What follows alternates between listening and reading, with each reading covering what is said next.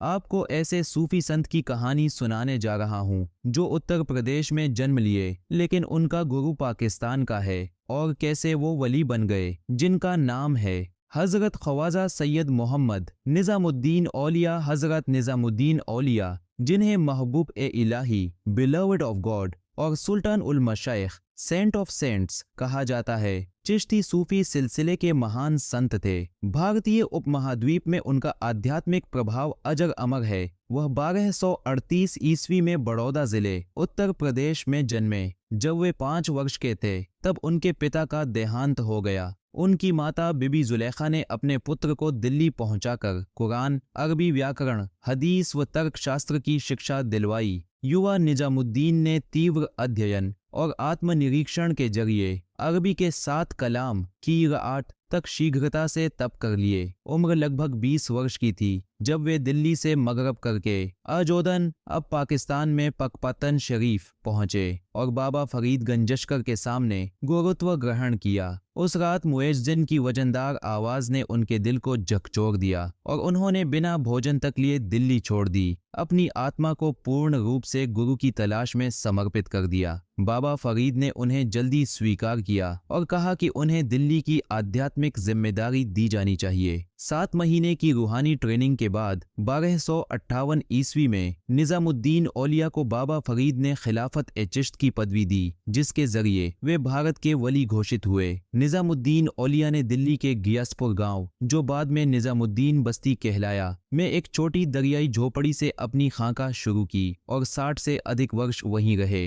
यह स्थान आज भी उनके दरगाह और मस्जिद के रूप में संरक्षित है। लगभग रोज उपवास करते और केवल एक चुअन अन्न ही ग्रहण करते, फिर भी उनके खानकाह की रसोई सदा लौटती थी। हर रोज हजारों दरवेशों, मरीजों और भूखों को भोजन मिलता था। वह पूरी तरह भय, स्वार्थ और सत्ता से दूर थे। वे केवल प्रेम, सहजता व याद ए खुदा में रमते थे। निजामुद्दीन औलिया प्यार, सेवा और सहिष्णुता में दीप थे। उन्होंने कहा, दिल जितना समुंदर उतना रूहानी अच्छाई फैलाती है। उन्होंने धर्म, वर्ण या वर्ग की सीमाओं को अनदेखा किया और सर्व परम प्रेम का संदेश फैलाया। अमीर खुसरो, नासिरुद्दीन चिराग देहलवी जैसे महान अनुयायी हुए, जिन्होंने कव्वाली, शायरी और संगीत के माध्यम से उनकी बात जनता तक पहुंचाई। सामा, रूहानी संगीत में उनकी गहरी दिलचस्पी थी। ऐसे कार्यक्रम होते जहां संगीत सुनकर पशु भी शांत हो जाया करते थे।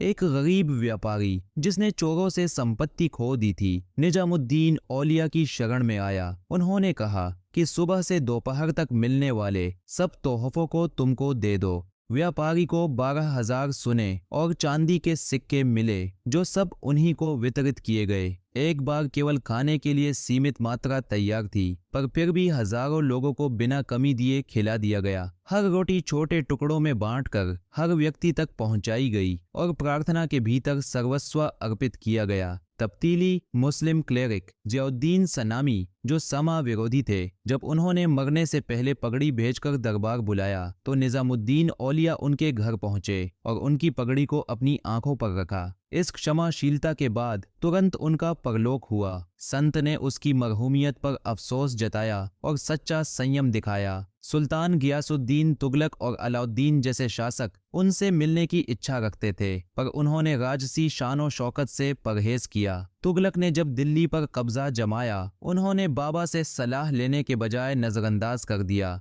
फलस्वरूप उनकी कार्यवाही से दिल्ली के दुर्ग तुगलकाबाद जाया हुए खंडहर में बदल गए और इस घटना को उन्होंने कहा, दिल्ली अभी दूर आस्ट, दिल्ली अभी दूर है। उन्होंने स्पष्ट कहा, दरवेश की दुनिया और राजा की दुनिया अलग है। एक तलवारों पर चलती है, दूसरी रूहानी प्रेम पर। 3 अप्रैल 1225 ईस्वी 18 रबीउल आखिर 725 एच को निजामुद्दीन औलिया ने अपनी आत्मा को अल्लाह की खेदाक आज्ञा में सौंप दिया और निजामुद्दीन दरगाह में दफन किए गए। उनकी समाधि दिल्ली की निजामुद्दीन बस्ती घियासपुर में है, जहां आज भी जेरे सा दुआ, सामा और खुशी के रंग चवन्नी रातों तक सुने जाते हैं। उनका सिद्धांत था, अद्वीत उल अवलिया, वली और उपासक की शिक्षा समाप्त हो सकती है, पर रहमत की खलीफायत कभी न खत्म होती है।